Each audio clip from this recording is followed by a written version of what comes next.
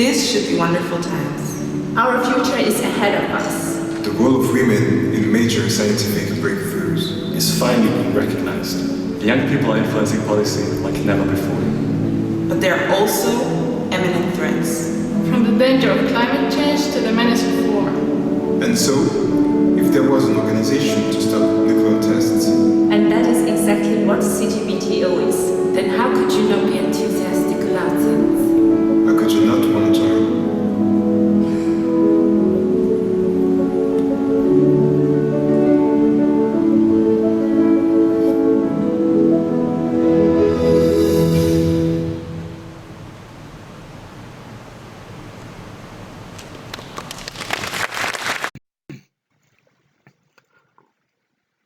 안녕하십니까. 오늘은 제가 2019년도 유엔의 그 포괄적 핵실험 금지 조약 기구 CTBTO에서 발표한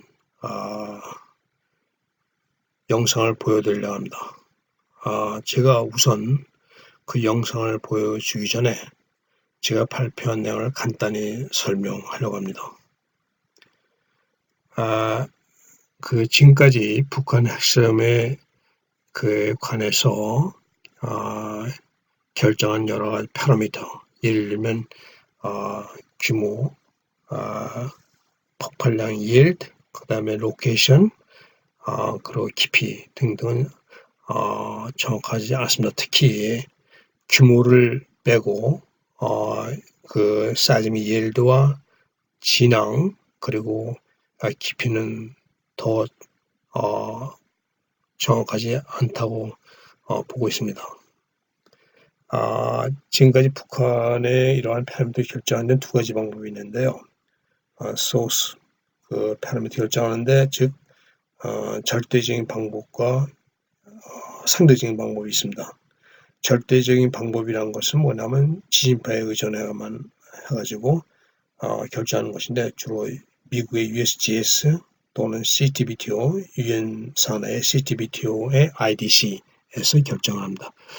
저도 이러한 절대적인 방법을 사용했습니다. 두 번째 방법은 상대적인 방법인데 이것은 장 앤 웬 또는 뭐 톤레이 등 다른 사람들이 인공위성 사진과 그 표준 이벤트 여기서는 주로 2006년도 테스트를 갖다 이용을 했는데 여기에 의존해 가지고 소스 파라미터를 결정합니다.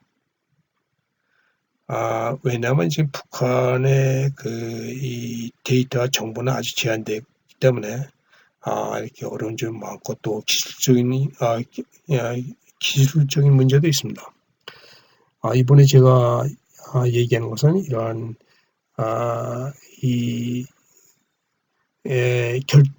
절대적인 방법을 써가지고 즉 sub pp, sub sp, sub pn, sub spn 그리고 fundamental mode의 railwave spectral 사용을 해서 깊이를 특히 북한 핵실험의 깊이를 결정했습니다. 다음 슬라이드로 넘어가요. 근데 이제 이 스터디의 문제점이 뭐냐면 하나 이제 아까 말씀한 대로 그 소스 에펙트와 이제 그 관측소 에펙트인데 소스 에펙트 그 진원의 그 효과라는 건 뭐냐 특히 제가 아까 말씀한 대로 저는 전 세계에 깔려 있는 모든 방향에서 들어오는 그런 관측망의 평균 그 깊이 유상 depth space를 했고 그 다음에 그 railway amplitude spectral을 사용했습니다. 그래서 제가 이 평균 그 depth space라는 것은 중요한 건 뭐냐면 이 average 평균이기 때문에 뭐 동쪽, 서쪽, 남쪽, 북쪽 말에 이 방향에 따라서 이제 그 반사의 각도가 틀리기 때문에 이러한 데서 오는 것을 평균했기 때문에 제가 말씀드리고자 하는 것은 이 비선형 지역 효과를 최소화하는 것입니다. 그래서 이 관측소의 그 효과라는 게 뭐냐면 제가 발견한 두 가지인데 하나는 이제 이 페노스칸디나비아 관측소, 이 페노스칸디나비아는 이 실드입니다, 이게. 그 아주 굉장히 그 하이벨라시티를 내는데, 거기에 이제 그 특히 지각, 아퍼, 클래스나 로우 클래스 같습니다. 이 지각의 이제 속도가 높기 때문에, 그 스펙트럼을, 스펙트럼 분석의 최소값이 말이에요. 그게 이제, 하이 쪽으로 이동합니다. 반면에 이제, 그 호주의 이제, 앨리스 스프링스, ASAR이라는 관측소가 있는데, 여기는 이제, 그 밑에 이제, 아주 큰 지하수 저장이 있어요. 레저버가. 그 다음에 이제 또 아파멘트로 굉장히 로우 벨라시티가 있습니다. 또는 이제, 극동에 이제 USRK라 가지고 우스리스크 러시아 관측망인데 이것은 이제 태평양판하고 유라시아판의 경계에 있습니다. 이게 서브닥션 존이 있으니까 이제 로우 벨라시티 존이 거기 또 있어요. 이런 데는 이제 이 스펙트럼 룰이 이 저주파 쪽으로 이동합니다. 이러한 문제를 고려할 때 우리는 더 정확한 소스 패러미터 결정하기 위해서 이러한 비선형 지형 효과는 물론 관측소의 효과를 다시 더 연구할 필요가 있다고 생각합니다. 이상으로 간단히 제 강의를 마치고 다음 영상을 시청해 주십시오.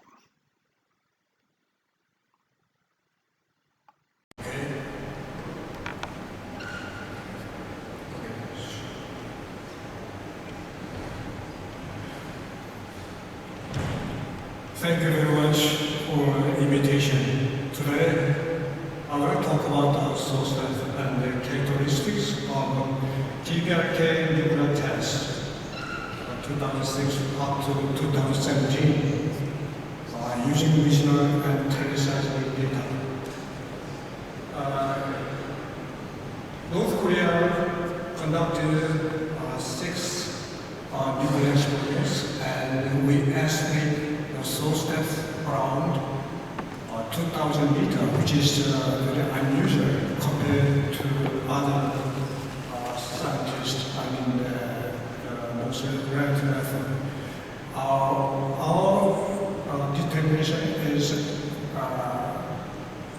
absolute method, which is based on the teleseismic period parameters and also including the wave electric spectrum. Today I want to show something unusual. There are terrestrial anomalies and some depth space delay time anomalies, depending on the size of the rays. So here we see some of them, like ARCS, which is located in Scandinavia somewhere, and especially ASAR, airspace in Australia. They always show up the spectrum at the low frequency, which indicate that they may be related to the low velocity structure, or I think it's kind of a late Paleozoic orogeny and spring soil, which makes the period level delayed. So it makes the depth space delay time also is delayed. And other states like NVAR, PDL, which are located in high elevation, about 2,000 meters. Also there's some wind noise, which makes we can see the spectrum is hard to determine because of some wind noise. And I'm sure also some other study I was doing the first this one.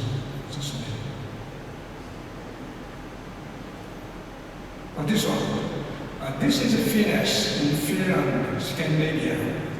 And the spectrum rules are always at the high frequency, which means they may be rated high balanced pure high balanced upper crust in the Scandinavian shield. And we move back forward. Also, others show even the new field like K-size and the USRK. K-size in Korea, in Korean Peninsula, which is very good stations anyway.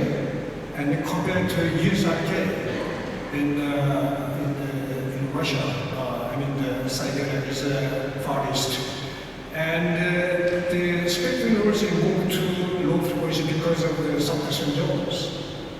Because near the USRK, there is a suppression zone which makes low balanced somewhere, and then which also the K size is about 1.75 hertz, but the USRK is more than 1.5, something like that. If they're less than that, that means their PUE balanced must be slower.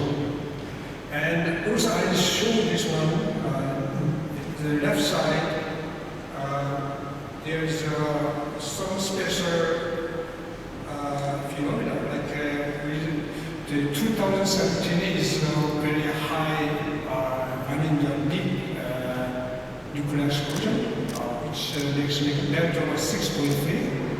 And I say the sizing yield about between 500 to 800 kilotons, something like that. It must be from a nuclear explosion. And so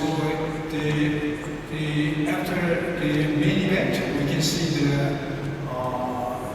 second event, which is non-tectonic event. I think the aim is 30 seconds. And on the side, we can see the straight down phase. As you see,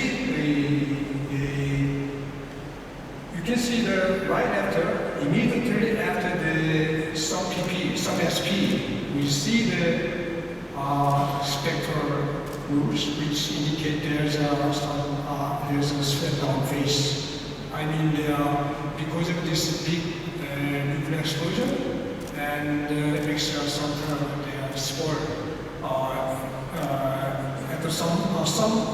at certain depths. There must be a spore, something like that. The thing is, most of the researchers are asking source depth around between 300 to 750 meters, which is based on the relative method. And also as a last event in 2006, which is the first event. And then what they calculate is the elevation difference between the source location and the total address, based on using the satellite image. But we are not sure whether or not the source location is at the same level as the total address. And also we are not sure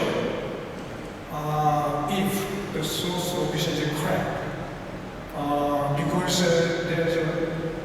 various researchers have estimated source location are different. For example, USGS is different from IDC. Still, we are not quite sure where the source location are. I say the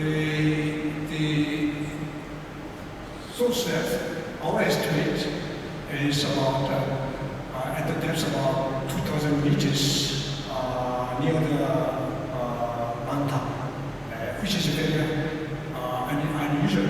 This overestimate depth may be, in fact, magnitude as well as size yield. So my question is still, there's some problems. What is the size yield really? And this is still, I have a question. Thank you very much. development steel to a fraction of its original size. These are huge scientific challenges, and it means we have to deploy a lot of scientists and a lot of expense in order to ensure that we can conform to our obligations under CTBT.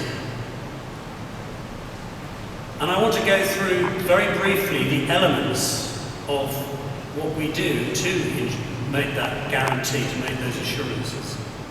The first is the data from past atmospheric and underground tests. And that data is like gold dust. It's hugely valuable and hugely important in understanding, because it's the only data we have of actual nuclear detonations. So that data is protected and poured over in great detail. So that's one part. The second part for the UK is demonstrating that a nuclear warhead can be delivered precisely to a preordained target. The fact that we share a missile system with the US means that there have now been over 100 tests of the D5 missile system, and that allows us to demonstrate to the wider world that we have a viable deterrent, and it also allows us, through instrumentation, to ensure that we can guarantee that delivery system of the warhead. But then comes the science, all those short periods of time, the high pressure, the high temperature, and there are three elements, three very broad elements to that. The first is that we use supercomputers, and when I say we, the UK will do this, the US does this, France certainly does this.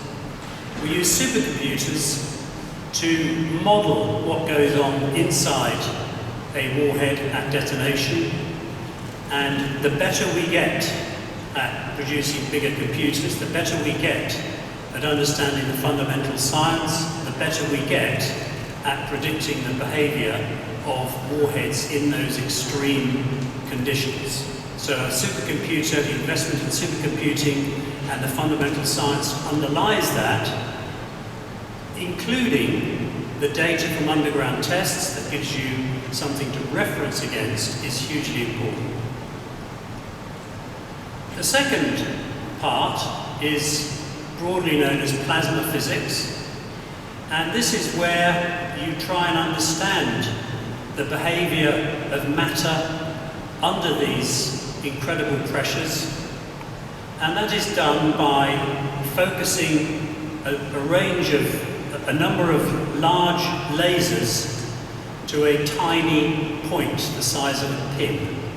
And this is a building called Orion in the UK, and in that sort of funny shape at the end there, that long building, are a number of lasers, huge lasers, and they focus down inside a chamber to this pinpoint in space where there is a target, a material target, material of interest, and all of that light, that focusing of light to this one point, causes the matter to evaporate just as it would in a nuclear detonation.